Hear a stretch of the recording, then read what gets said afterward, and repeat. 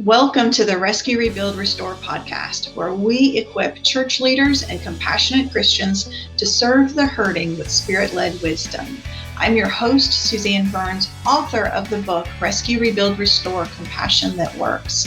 Together, we're going to explore how to rescue body and soul, rebuild spirit and will, and restore lives through the Holy Spirit's power.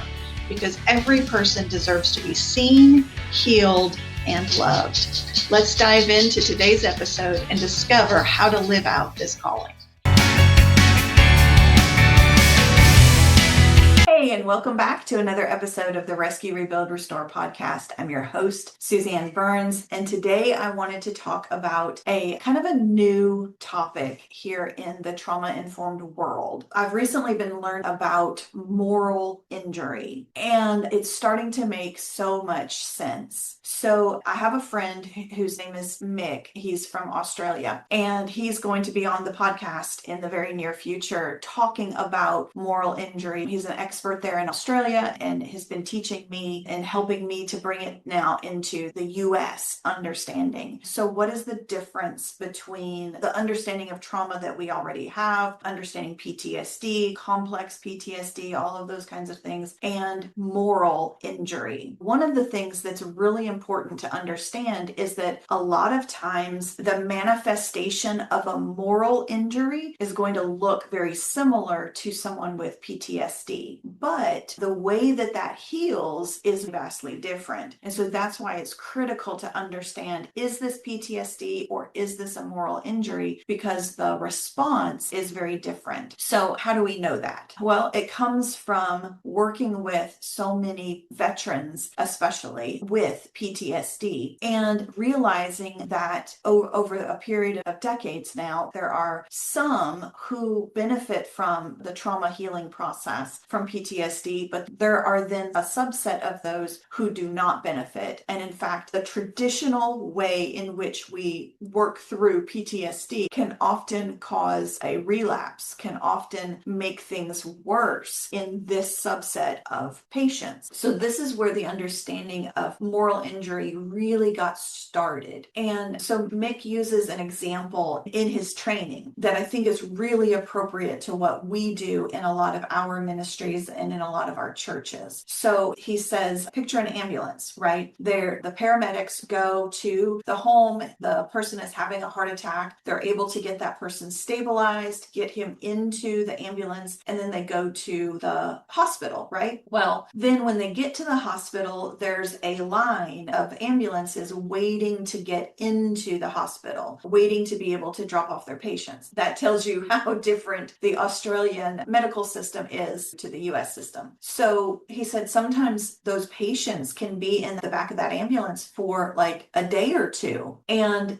imagine that person that the paramedics worked so hard to keep alive now finally passes away. The paramedics did everything that they could, everything they were taught to do, and now they're literally stuck in line waiting to be able to pass this patient to a hospital that has the greater level of support, the greater level of care, greater machinery, all of the things that this patient actually needs. That is a picture of how moral injury can affect the paramedic, right? The patient passes away, but the paramedic did all that they could do. They were stuck waiting for someone else to do their part, and a terrible tragedy happened. As I was watching the videos coming out about the recent flooding in Texas and then in North Carolina and then in New Mexico, and seeing the similar situations, there's only so many that you can rescue. You're pulling one out of the water while it washes past. You physically can't get to that next person because you're in the process of rescuing this one that's in front of you. And that spoke such volumes to me visually, because I know that we ministries, especially us maternity homes, we work very much in a live or die kind of moment in some of our clients' lives. lives. And there are some that we have to say no to because we just took in someone else, or because we don't have an available bed, or for other reasons that we're not a good fit for her. But we know that there aren't a lot of other options available to her either. So that kind of feeds into that secondary trauma that we've talked about in several of our previous episodes, but it's adding another layer of understanding. PTSD and moral injury look very similar when they manifest. What is different is the underlying root cause, the outgrowth, the manifestation of those actions. What is that rooted in, right? PTSD is rooted in a fear of safety, a fear of loss of life. I have to be safe. When things happen that jeopardize our safety, that's where PTSD can be developed. Where moral injury is different is that it's not our safety so much that's affected, although that could be, and it could be both. That's always exciting, but it's affecting our morality. We are injured at a moral level that is so much deeper and so much more intrinsic and subconscious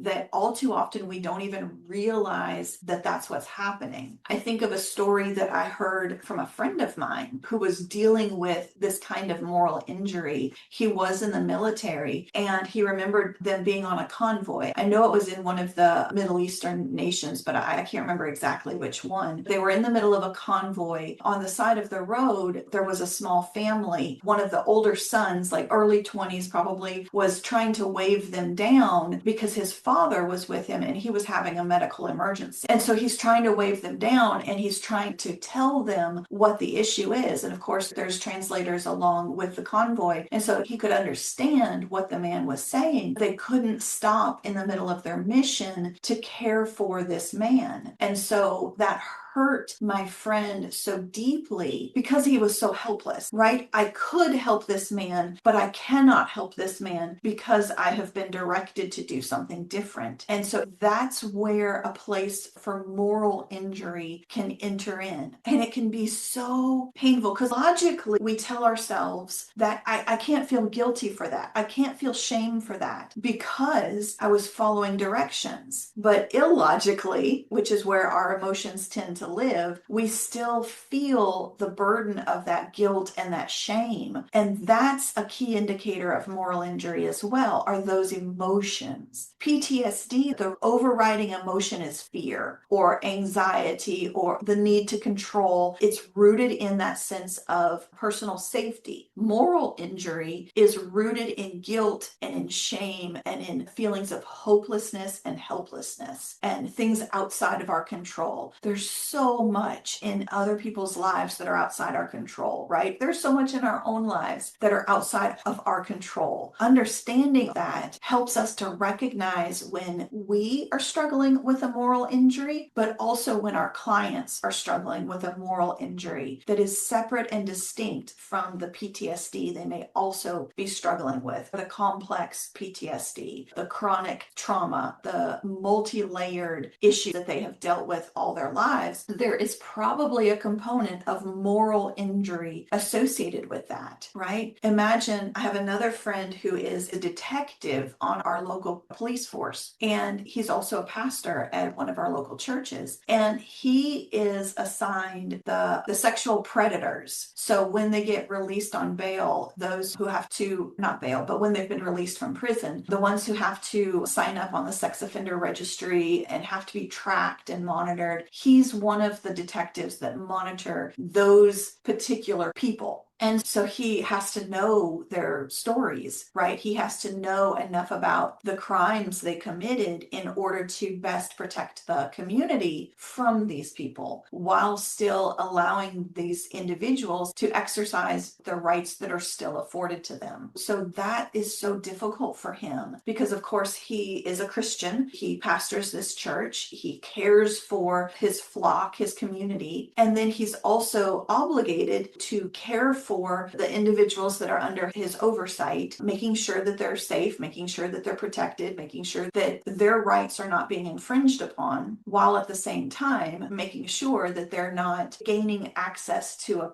place in which they could cause more harm, and always being on the lookout for what new victims these individuals might have already harmed. So that's an area where moral injury is really an obvious picture, right? To see adults harm children intentionally has to be a place of such great moral pain, right? And when we have that feeling of helplessness associated with it, that can breed guilt and shame and hopelessness. The traditional way we heal PTSD a lot of times is desensitization, it's talk therapy, it's working through it, it's proving the safety that you don't need to actually go back into a flashback. When you start feeling that come on, you can remind yourself that you are safe. That was a car backfiring, that was not gunfire, those kinds of things. That's how we work through PTSD slowly over time. Moral injury, on the other hand, if we attempt to heal a moral injury wound with the same techniques that we have used historically for PTSD, we run the risk of it inadvertently reinforcing what they have learned about their moral injury. The guilt and the shame and the hopelessness, we inadvertently reinforce that by talking about it, by talking about the helpless feelings, by talking about the sense of hopelessness. What really needs to come into play is forgiveness, forgiving of ourselves, forgiving of the people that caused this harm, whether it was to us or whether it was something that we observed, learning how to offer forgiveness. And when I say that, I mean in the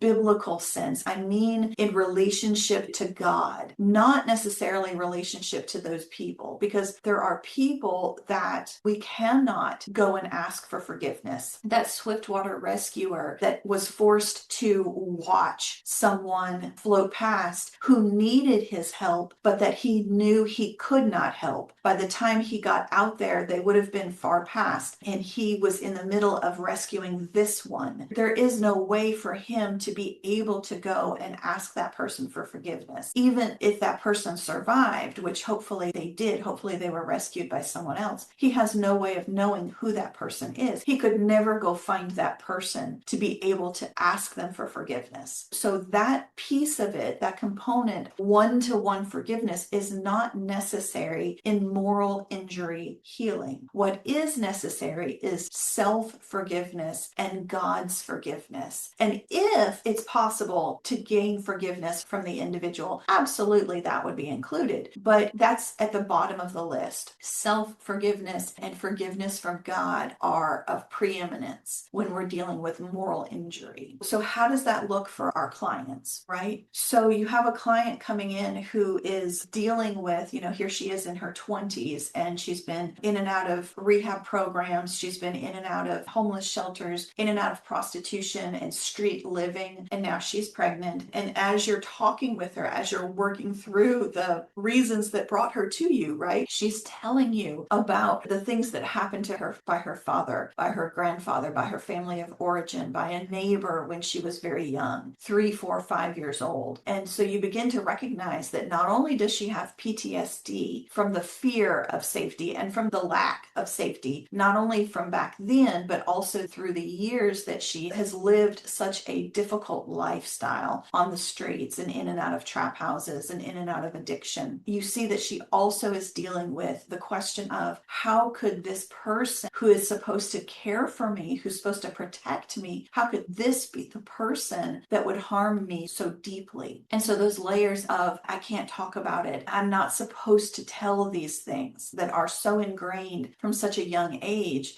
that breeds the guilt and the shame and the sense of helplessness that indicate to you that there is a moral injury that needs to be addressed, right? So it may not be wise for her to go and find her father or her grandfather, or it may not be possible, right? Those people also may not be alive, or to find the neighbor neighbor who abused her so poorly when she was so young. She may not even remember his name. There's so many ways in which that is not possible or that is not advisable, right? So that piece of it cannot happen. What can happen is she can begin to recognize that she needs to forgive herself for carrying this burden, that she needs to recognize that she was helpless because she was a young child. The adult in her that says, you should have fought back, you should have run away, you should have told somebody, you should have. And so that voice is causing the shame and the guilt to be strengthened. That voice needs to be quieted because it's not true. You could not do those things, or you would have done those things. You could not fight back when you were 3 years old. Some of that is in the acceptance of what happened, as opposed to the story we've told ourselves over the decades of what I should have done, coulda, woulda, shoulda. Those things all too often are the true issue of why the moral injury is continuing to affect her today. So she needs to forgive herself for what she was incapable of doing back then. She needs to forgive her perpetrator, right? For what they did. That's hard because, especially if you have clients who are not Christians, who are not believers, they may have been taught that you have to forgive because God wants you to forgive.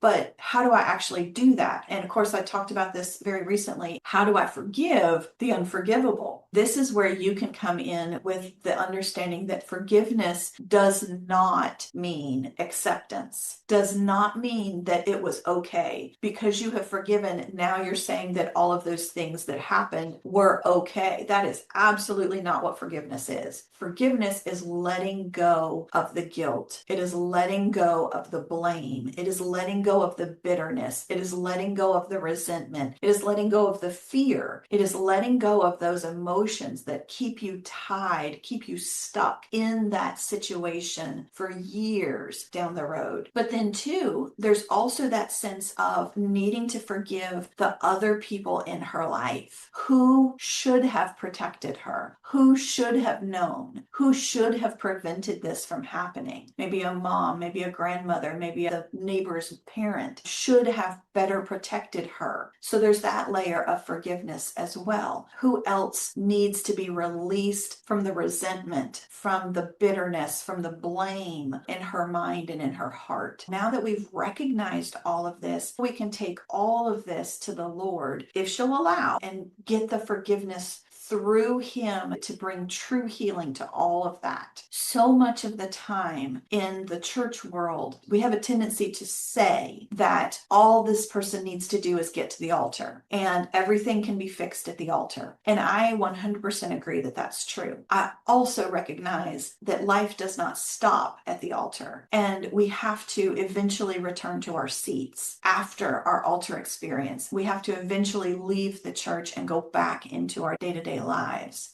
And so moral injury in the church a lot of times can look like church hurt. It can look like failure. It can look like the addict who came and got radically saved and was so excited and laid down all of their drugs and their addiction and all of the things at the altar, and then they never show back up again. Or 2 weeks later, you see that they're in the just busted because they had drug paraphernalia on them again. Or you see them back on the streets begging for food, for drug money. And you think, prayed with you.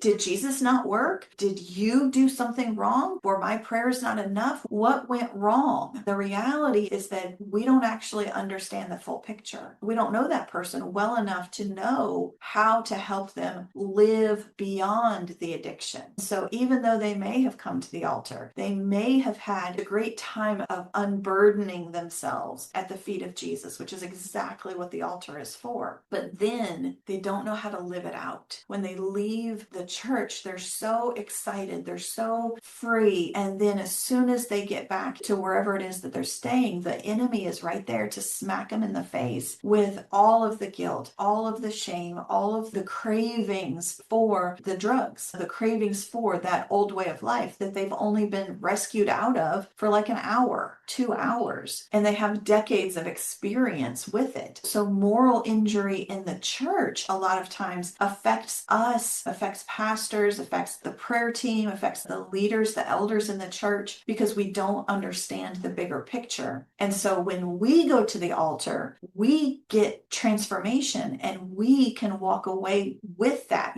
We can continue to carry that, but that's also because we've already been trained how to do that. Jesus can fix everything, absolutely 100%, but you've got to continue to live that fix out. So you can always go back to the old lifestyle, the old decision making, especially if you're a very, very baby in Christ. And, an hour before church, you were shooting up and now you're saved and you don't know what that means, but you're going back to that same location. So we in the church, too often our moral injury comes from lack of knowledge, as well as a lack of understanding and a lack of follow through. So volunteers in our ministries are affected the same way, right? They see the clients, they meet them, they fall in love, and then the clients do what clients tend to do. They do dumb things, they leave poorly, they cause problems, so many different things. They bring drugs on property or they just leave. They cause a big ruckus and then leave badly. And so volunteers see this and they're heartbroken because they don't understand. And so their morality is injured, but they can't articulate that because as a general rule, we don't have language for this, right? We don't think of my morality as a separate and distinct component that you could be hurting. We might say, I'm heartbroken, but also we recognize that, I should be getting over that, right? I should be moving on. And we don't appreciate the depth to which we can be hurt, the depths to which we can be offended for, righteously offended for God's sake, righteously offended for our church's sake or our ministry's sake. We are hurt on so many different levels when these things happen that a lot of times we don't realize how deeply we've been affected until a volunteer has to quit because they can't take the pain again or the risk again. And of course, I've talked about that several times already on this podcast because it's a perennial problem. So recognizing moral injury is going to be so crucial to your understanding and your ability to better serve not only your clients or your church family, but also to serve yourself and colleagues, to protect yourself against the influx of moral injuries, to be able to walk in healing and in forgiveness and to offer that forgiveness to other people, because that's what is ultimately rooted in, right? Healing is rooted in forgiveness. Healing is rooted in a recognition and an acceptance of the things that you could change and the things that you could not, right? The serenity prayer, that is the healing for moral injury. So what is the difference between PTSD and moral injury? When you hear people retelling the story and they begin to speak in the first person, they begin to speak as if they're still there, or they begin to speak words of fear for their lives. Those are indications of PTSD. Moral injury is going to be rooted in emotions of shame, guilt, helplessness, whether they were the victim, whether they observed the situation and were simply helpless on the journey, or even whether they were the perpetrator. Some of our moms are the cause of some of their children's issues, right? Some of our babies born addicted to meth or to heroin or cocaine. That is because of the decisions mom made, right? And so at some level, she was the victim, but she could have also been the perpetrator. And so she has to find a way to bring forgiveness to herself. And again, that doesn't mean absolution. That doesn't mean, oh, it's okay, or it's now acceptable because you've received forgiveness. That is not the same thing. Forgiveness is working through the reality of that situation, recognizing what you had control over, recognizing that you cannot go back in the past and change it. There are many, many things that if we could go back and redo, we would, but we cannot do that. So we have to accept the decisions that we made in that moment, accept the consequences, accept the outgrowth of those consequences. So